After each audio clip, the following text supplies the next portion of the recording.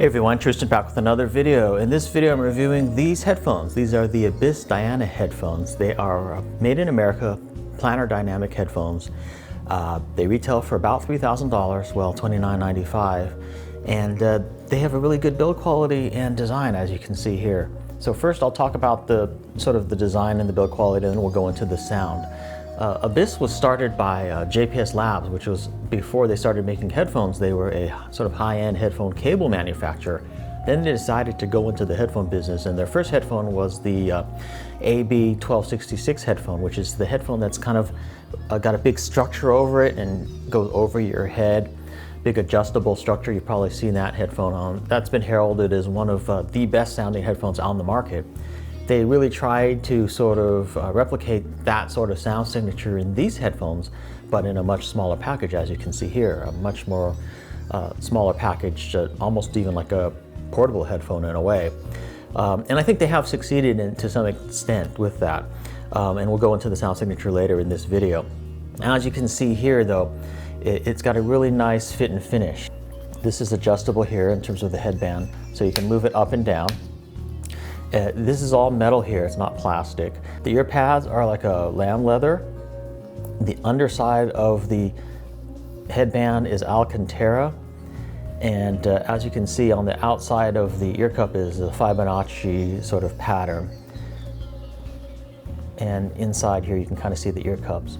One of the things is their attention to detail on these headphones is really pretty good. On the ear cup where it mates with the cable, it's just a standard 2.5 millimeter cable. Hopefully you can see that here. But if I put this really close, you can kind of see it's like a little puzzle piece right here. If you can see that there's like a little notch right there. So that actually mates with the body of the ear cup right there.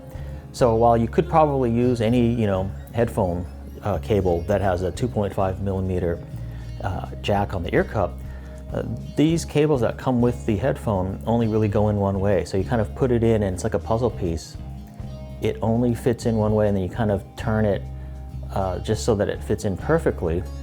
And then when I click it in, you can kind of see here it meshes with the body of the ear cup just perfectly, so it's totally flush. So that's a really trick kind of look, and you can just tell their attention to detail there is second to none.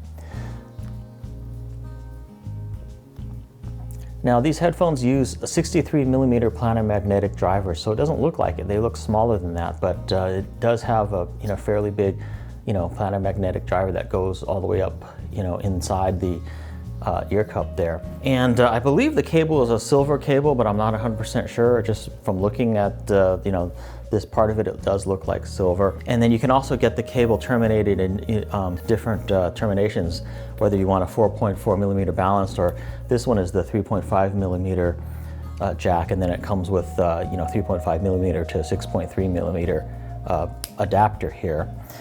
Very good quality cable. It's flexible as much as you want it to be, but yet it seems good quality and durable as well. And then the Y connector here seems like a really nice piece. This is a metal piece, and it seems very well made and hand built. These headphones are made in America, which is something that I really like. I can only think off the top of my head like 3 headphone manufacturers that are making headphones in America. These, Abyss, Odyssey, and Mr. Speakers. There might be 1 or 2 more, but it's kind of few and far between to find a headphone manufacturer that makes the headphones in America, and that's something that I really like. Also, the Abyss headphones are not something that's like mass produced. Only authorized retailers sell these. And I would like to thank Woo Audio for sending me these out for a review. They are an Abyss authorized retailer. Check the description field below this video for a link to where you can pick these up. The Abyss Diana headphones currently come in 3 different colors. This is the brown version, they have a black version, and they also have a white version. Now one of the things that's a little bit interesting about these headphones is the way they fit. They're kind of meant to go around the head and splay out like that. So the fit does take a little bit of getting used to. And my face or head tends to be a little bit wide, so they don't necessarily fit me 100% super comfortably. But you can kind of see how the ear pads are angled. So what happens is when these splay out like that, then the ear pads are kind of straight. They're also angled to be a little thicker on the back so that it angles the driver inward, which is pretty common among headphones these days. But if I put them on here, you can kind of see that. You can kind of see how they kind of splay out but then when you look at this part, it's parallel, to the ear. So you can kind of see how they look on. So they definitely have an interesting design. The clamping force is a little bit high, and I do have kind of a wide head, but they're quite comfortable. And I feel like I can wear these for a long period of time. They're not too super heavy. I think they're something like 330 grams or something like that in terms of weight. But again, this is all metal, so that does add to the weight of it. But it has a very nice fit and finish to them. I can just tell that their attention to detail on these is just really, really nice. Very high quality headphones indeed. Now the ear cups are a little bit on the small side for me. I find that the top and bottom of my earlobes kind of touch the ear pads a little bit. Now the ear pads are very comfortable, so that doesn't lead to discomfort over long periods of time or anything, although my whole ear doesn't necessarily fit inside the ear cup. So that's something to be aware of too. Maybe just a little bit small for my ears in that I would maybe prefer the ear cup to fit completely over my ear, but that's sort of a minor quibble. Now the Abyss Diana headphones are a 40 ohm headphone, but being that they are planar magnetic headphones and not super efficient, they definitely are a bit hard to drive and would require a headphone amplifier. I did try playing them directly out of the iPhone and it was not necessarily a very fun experience. Yes, you can get sound out of them, but definitely not the ideal way to use these. I find that even when I use a headphone amplifier, I'm having to turn the volume up higher with these than even my Sony MDR Z1Rs, which are like I think 63 ohms.